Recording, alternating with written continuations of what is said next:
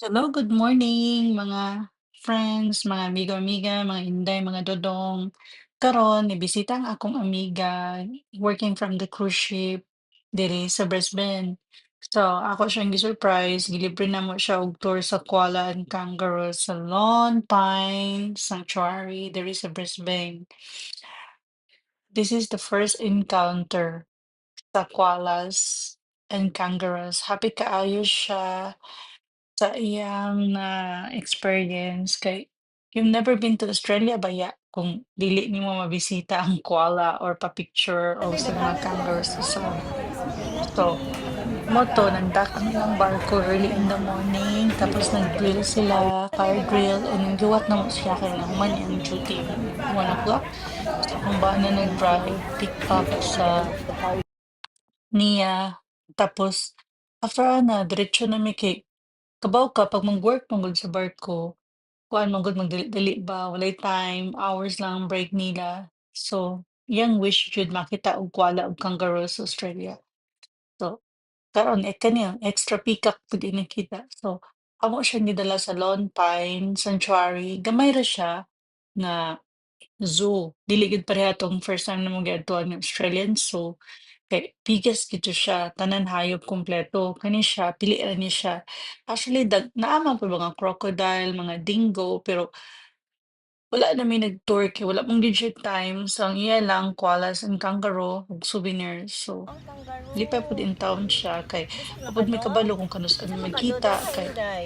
trabaho ba siya sa barko, Dili na working siya. so hard. So Gamay ako wala lang. naman ko Busog na ng ka. barko. Busog naman Our siya, oh. friendship started way back 2008. First contract na mo sa Norwegian Cruise Line adto.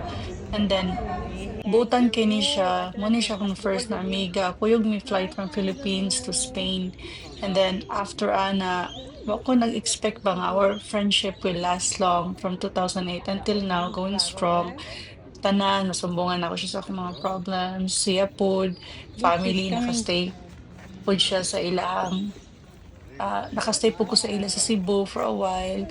Then maalaga gid siya nga friend, pakaon ko niya, siya pod gilibre pod nako. So vice versa gyud, dili pareha ng ubang mga friends Noah, pa look, they're nga friendly. kung naa ka Feed or them. kung naa ka tsaka lang sila makig-friends nimo kani gid kay Gamaya lang kay so daghang naa ka karga. or wala kasi ang proven nga naagi friendship, real friendship gid siya. Especially katong nag-stay ko sa ila kay naa ako'y giasikaso yang mama maayo buutan jud kayo. So karon bisag ginagmay at least napa-happy na ko siya nga nanay Australian. Come, eat, Kita eat, siya eat. Kuala Kangaroo, Wow. na-meet niya akong She wants to husband, feed. gi-drive na mo siya, tapos nag-lunch me. Simple lunch lang, pero at Oh, least it's happy gid kay finished. siya. Grabe gid niyang kuan nga, the happiest moment of her Let's go life there, ka. One of Day. the happiest moment kay, Sige. Ikaw di ka you know, mag-picture, Day. No, I have a lot of dreams them. do come true nga nakita siya koala and kangaroos. There resting. is Australia. Kay bisag asa siya niadto all the world, all around the world, wa man siya kitag koala. Oh So my diri ra gid sa dear. Australia. Oh my So wala god. gid namo siya Look, they have baby gipakyas one nga and they have big one. Look. makakita gid siya But we cannot koala go there. sa iyang Yeah, okay. last Kuan ma. Basi Australia ma-stress nga man ka ng... voyage kay Yes. mabalik naman sila og Hawaii. I think Hawaii ang ilang biyahe karon nga week ug Oh, next yeah. week. Hala, Then nag-imbot. mag-disembark siya sa Honolulu, Hawaii by July. End na yang Oh, contract. mag-apply Pero na wala lang siya ko kabalo kung diri, asa, Huh? kung makabalik pa ba siya sa Australia. So amo na lang gisulit ang time nga magkita mi bisan lang 3 hours. 3 hours ug yung break guys. Then after ana trabaho siya, supervisor siya sa casino. So on board casino, daghan gyud siya responsibilities. Pero iya gid ming gitigaag time sa kung bana bisag 3 hours nga dapat i-rest gid niya pero siya ang puningon nga gusto siya makita og koala o Kapoy sila, kangaroo. So, okay, pagbigyan naman siya. See, as you can see, she was so Your happy traffic and كمان speaking to وراك kangaroo in غضب Bisaya. Pagyud, Lone can you imagine? Pine Sanctuary. All the Australians around us, This is katong ko a na tingala, British unsa man yung kangaroo. This is I think it's kanang Eloina having tinuti ayo experience to touch a Australia my or kangaroo. first Binasaya nga kangaroo. Australia. Local man Experience, siya diri. Our So, yes. kangaroo is very actually, that day we have a kind good time. And and calm behave. and So, behave. gihagbiya ko niya og tight ka na siya day. I hope makabalik ko diri. So, gi-shopping naman siya og magnet. Sa last end niya, unya mga magnet, souvenirs, mura niya. Kani picture namo sa eucalyptus. kani sa mga ni siya inside sa Lone Pine Sanctuary. So, ang picture niya daghan gyud siya picture sa kangaroos.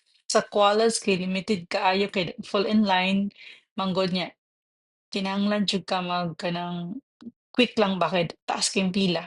Pero okay na at least naka-encounter siya sa koala. Pero mas daghan gyud siya, lipay kay siya sa kangaroo kay pagkaon niya, gipicturan niya, sulti-sultian niya, unya. At the end gihatod naman siya sa barko, see Norwegian Sun. So mo ni iyang barko guys, Mubana Town. Mao joy nag-drive sa moa, patient kaayo until back and forth gyud nga drive, see. Naa siya sa mga souvenir siya palitan namo, gamay lang para ihatag niya sa iyang pamilya. That's all for now, bye.